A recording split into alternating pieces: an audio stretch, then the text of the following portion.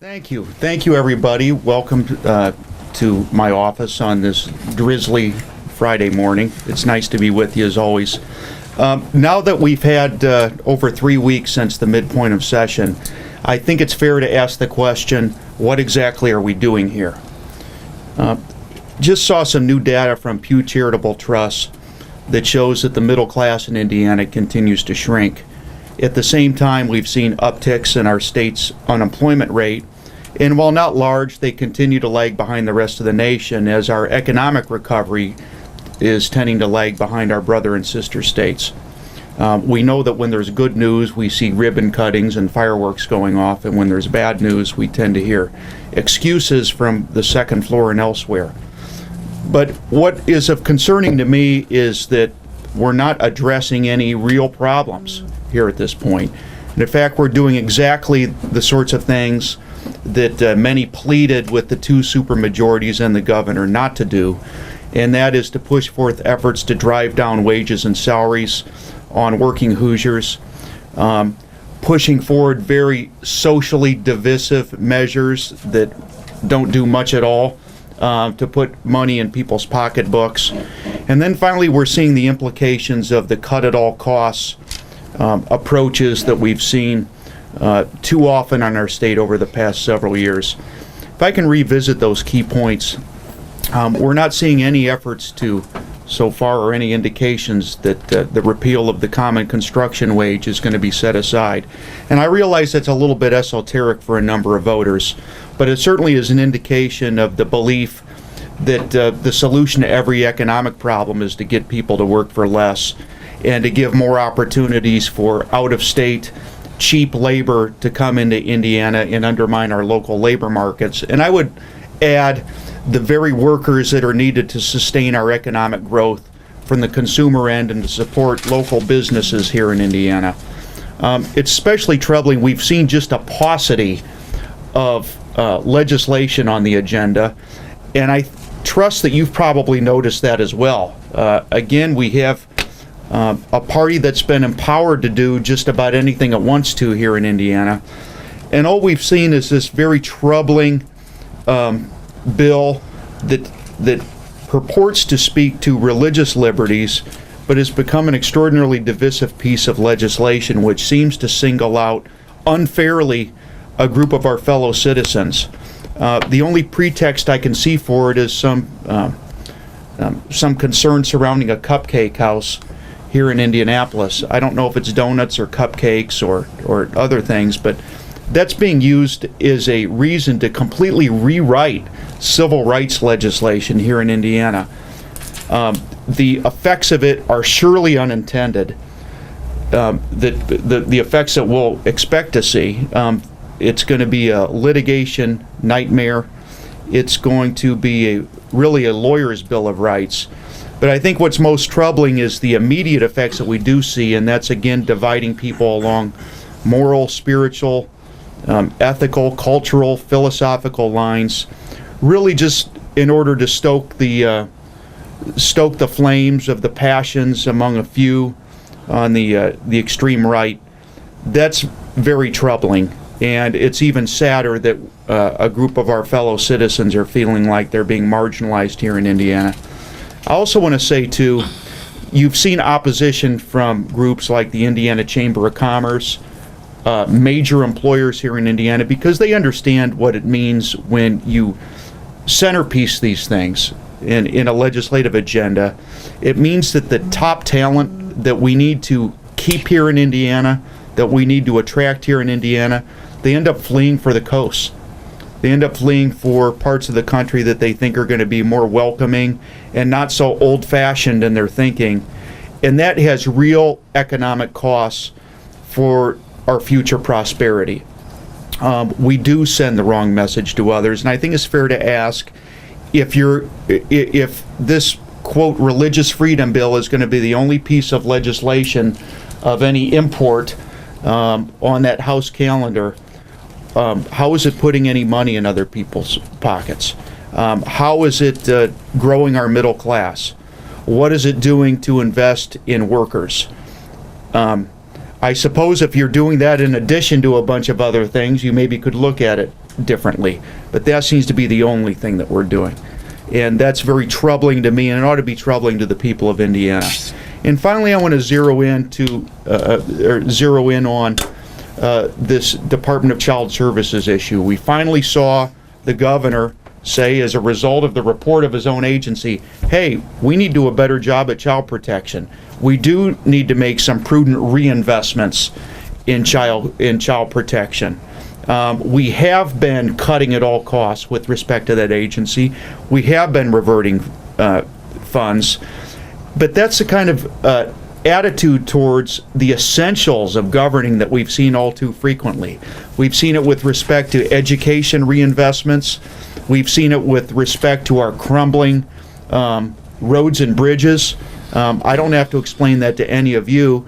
The interstates aren't looking all that good, and when you get off the interstates, you see even more potholes and bumps in the road. Those are the types of things that have real effects on real people, because it affects the types of employers that we can have here in Indiana. And I think we're finally reaching to the point of this cut-at-all-cost policy that we're not going to be able to grow and reach the levels of prosperity simply because we're focused on that surplus number that's fun to say and has less to do with fiscal responsibility as it has to do with putting out a nice press release. So I wanted to make those points. Now again, I'm going to say it's not too late.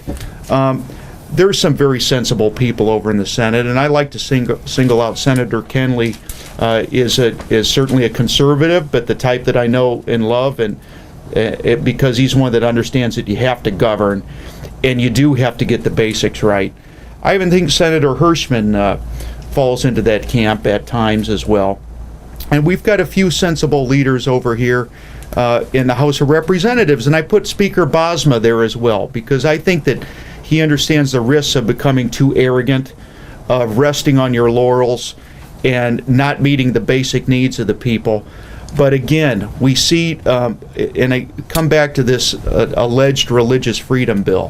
When you focus on those things and you simply fan the flames of divisiveness, you don't get the policies that are going to move Indiana forward.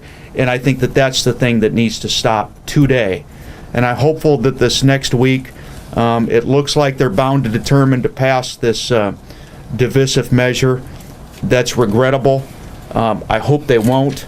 But if we can get past that, then we can start to maybe refocus and reinvest on the things that people are really talking about there in Indiana. Get this school funding formula fair and get it right.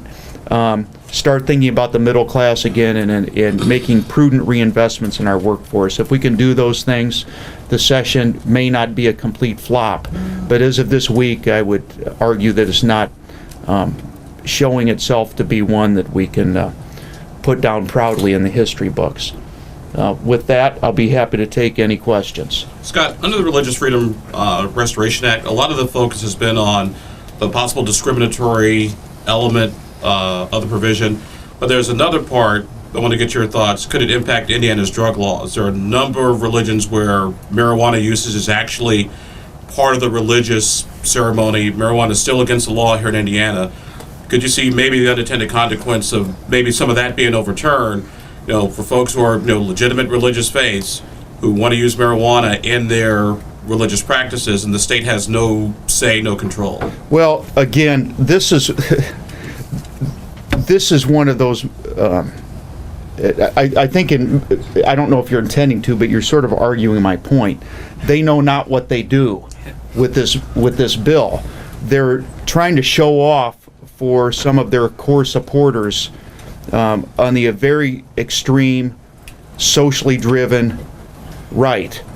But the courts have actually done a pretty good job over the years at trying to separate these competing interests. We have the governmental interests with respect to things like protecting kids. We also have our religious freedoms, which are very strongly protected by the First Amendment to the Constitution, as well as Indiana's own state constitution. And when you try to legislate those things, where the courts have actually done a pretty good job, you're going to have more court cases and more confusion. I know what you've spoken to. There was a court case a number of years ago that the Supreme Court ruled on. I think in this case it was the use of peyote, and they said, look, if something isn't central to the practice of the religion, then there's a compelling public interest. That's good, and we kind of accept it in a common sense way to the point where that's not anything that's really been debated that I can recall. Instead, what we're doing is we're inflaming new debates that regrettably seem to be singling out a group of our citizens that probably they're certainly entitled, I think, to more complete respect amongst our friends and neighbors and the family of citizens. The argument that Republicans have been using to defend RFRA is that if there's a compelling government interest, then nothing's at risk, and discrimination is in the statute, is in the code. But discrimination, barring discrimination on the basis of sexual orientation, isn't. So should LGBT Hoosiers be a protected class? Well, I would submit that it ought to be. I mean, I think that in this day and age, anyone who fires someone for the sole reason of their sexual orientation, I would think that most people would agree that that's wrong. And I think that those sorts of protections ought to exist. But until then, we have a number of local ordinances, and if communities themselves want to go beyond what's currently contained in the Civil Rights Act, they ought to be empowered to do that. I think we're for local control, and I think we're for bringing government closest to the people. That's something that's argued frequently on both sides of the aisle. Again, we're entrusting a rewrite of our state's civil rights parameters to Representative Wesco. Now, forgive me, but I'm not very confident in what he's doing there, and I'm not confident that we're just not creating a whole new round of litigation that's going to result in a lot of things that we don't intend. This is a matter in which we ought to be conservative, and conservative with the small c, not the ideological big C. And we ought to leave well enough alone, let common sense prevail, let the golden rule guide us all, and if we can do those things, then we don't need to do what's being proposed. I'd like to ask you a question that's off RFRA, but I want to. Sure, Marie. Ask you that. There have been some new developments in the HIV outbreak in Southeast Indiana. The number of cases now have more than doubled in the last 3 weeks. I interviewed a doctor yesterday that said they're going to reach sub-Saharan African levels at the rate that it's going right now in terms of all these new cases they're detecting. I raise that because of two things. The Centers for Disease Control is sending in a team of HIV epidemic specialists to Southern Indiana next week. And that's prompted calls from doctors and from Representative Ed Clear for a needle exchange program. And I wonder what your thoughts about were that, this HIV epidemic we're now having in rural Indiana, and the politics of a needle exchange program. I think Ohio just passed one, and Kentucky's debating one. I don't know if that's anything you've thought about. Absolutely, we ought to be gravely concerned about it. And my first recommendation is we ought to let science and concern for the health of our population rule the day and put politics second. Now, I don't know what the best method is for, from a scientific standpoint, for controlling the spread of HIV anywhere, let alone in southern Indiana. But we need to consider common sense and doable things. And when it comes to the health and safety of our citizens, we ought to keep politicians out of it. And, I don't mean we are politicians, let me rephrase that. We ought to keep the most political and inflammatory rhetoric out of it, because people's lives should be put above what we simply think is fun to get people stirred up over. And if that's the best way to handle the problem, then I think we ought to consider it. I don't know that that's the only way to handle the problem, but I do credit Representative Clear for being able to set aside, what is an obvious attention getter, and focus in on keeping people alive. One of the things that happened was the State Health Department initially promised to send what they call harm reduction kits into the area, which you may know this better than I do from the work that you do, but think kids that in essence, allow you to clean your own needle. And then the state health department pulled back on that because they said that the state laws, our state paraphernalia laws, forbid even that. And I wonder if you have any thoughts about that, or need to look at that. Around here we need a little more making judgments and a little more a little less passing judgments. And there's a public when one person's health is at risk, everyone's health is at risk. And again, I would encourage the Department of Health to set aside political talking points, set aside the, maybe innate prejudices of some folks, and really focus in on keeping people alive. And I think if you can explain why you're keeping people alive, the political talking points will take care of themselves. And again, Maureen, I'm not expert enough to know if that approach is the best or the only one. I would guess that it's one option in the toolbox among many things. But we shouldn't be afraid to tackle the problem just because we're scared of what somebody might say. Scott, what's your feeling on the soccer stadium, and what's the mood out here on the proposed soccer stadium? Well, it seems like Senator Long has expressed some glumness about the soccer stadium. I've been, I've said about the soccer stadium, if it's good for Indiana, it's something that we ought to consider and shouldn't just slam the door on. My initial reactions last year were a little bit negative because it seemed to pop up out of nowhere. But as the soccer stadium's been looked at with a little bit more, a little less exuberance and a little bit more realism, there could be opportunities there. But there has to be a willingness for people from all parts of Indiana to accept that it's something that's going to be worthwhile and going to be sustainable and going to truly generate jobs for people and good wages in the construction process. I don't know if we're there yet. It's certainly not something that I'm going to force feed upon the two supermajorities. They're going to have to make the call. Like I said, I would classify my own support right now as tepid. It's probably at 51, 52, 53%. I think maybe the preponderance of the evidence is still there. But we're going to have to look at it sensibly, and the taxpayers deserve to know that they're going to get a return on their investment. And we may not quite be there yet. DCS was in the agenda that you laid out at the beginning of the session. How well does the $7.5 million the governor's asking for match up with that? Well, I'm trying to recollect some of the original numbers, Eric, but I do know that DCS has reverted millions of dollars. And again, for the folks back home, reversion means you're given the money to use and you decide not to use it, and it goes back to be used for something else. I think we've had votes this year already on measures that we've proposed to prevent those reversions. Look, if money is allocated for child protection, that's where it ought to stay. And if the legislature thinks it's not necessary, then it ought to cut the agency and not just simply pass that off to the executive branch, which is what's been happening right now. Clearly, folks have realized that the sorts of things that we were saying weren't necessarily wrong. They've maybe come around to it grudgingly. I hope the lesson to be learned is just because we said it doesn't mean you shouldn't do it.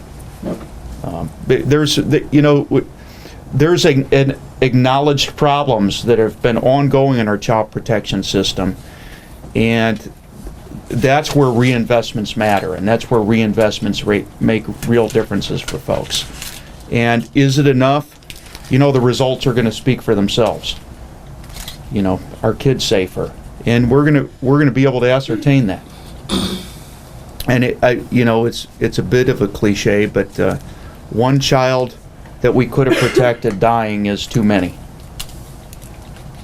Do you think that legislators' emails and constituent correspondence should be subject to the Public Records Act?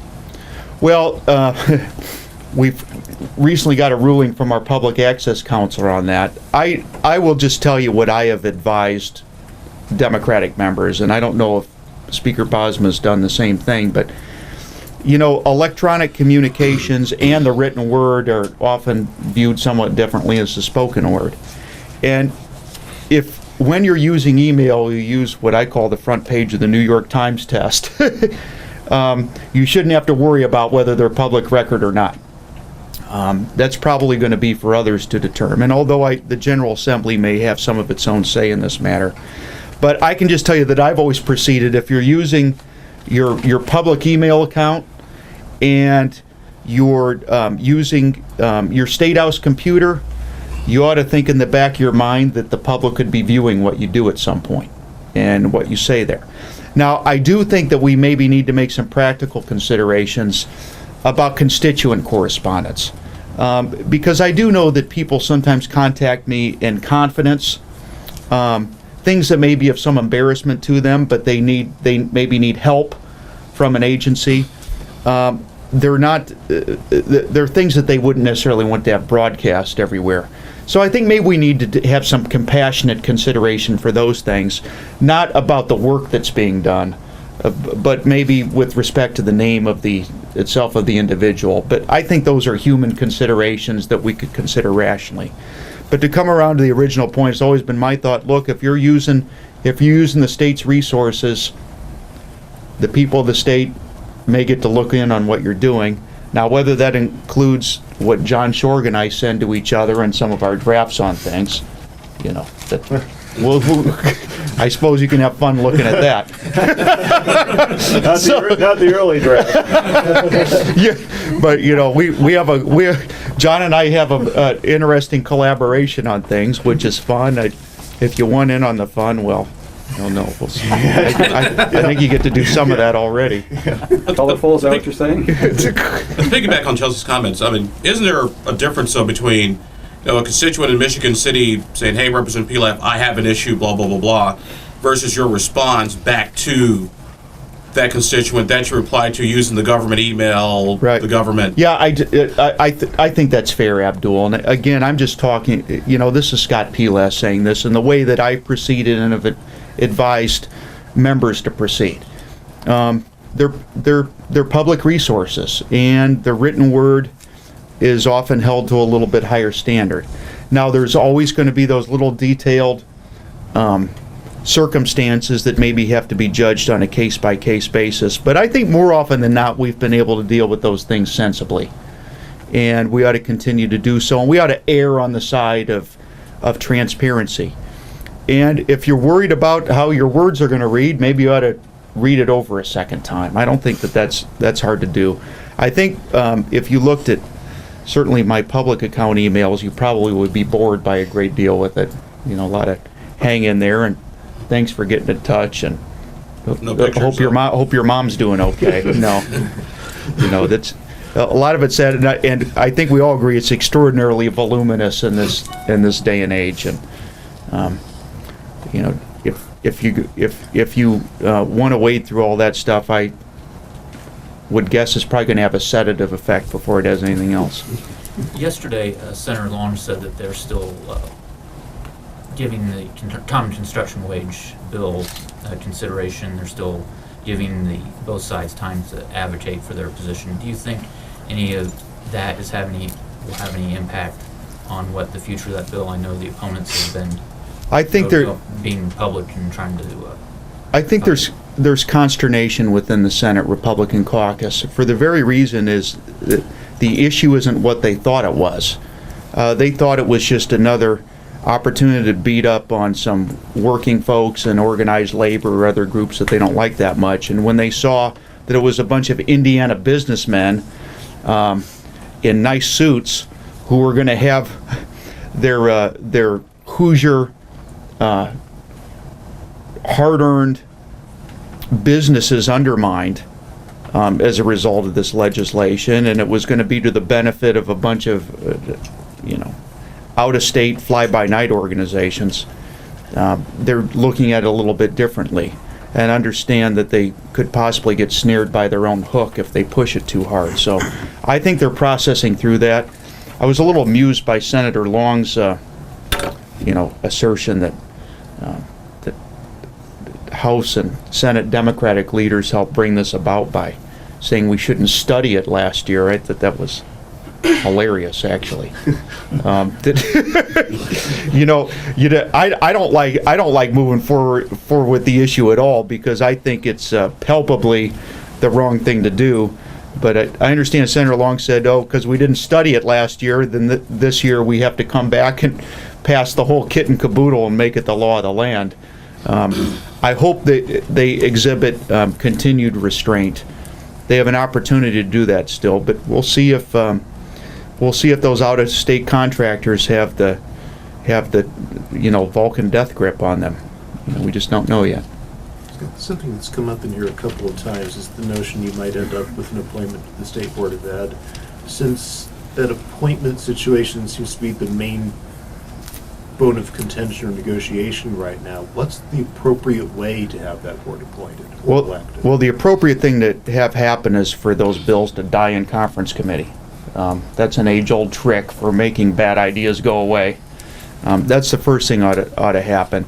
I'm somewhat agnostic on the structure of the board, because once you've undermined the will of the people and removing Superintendent Ritz as the chair of that board, then I think everything else is sort of ancillary. It's the old rearranging deck chairs on the Titanic.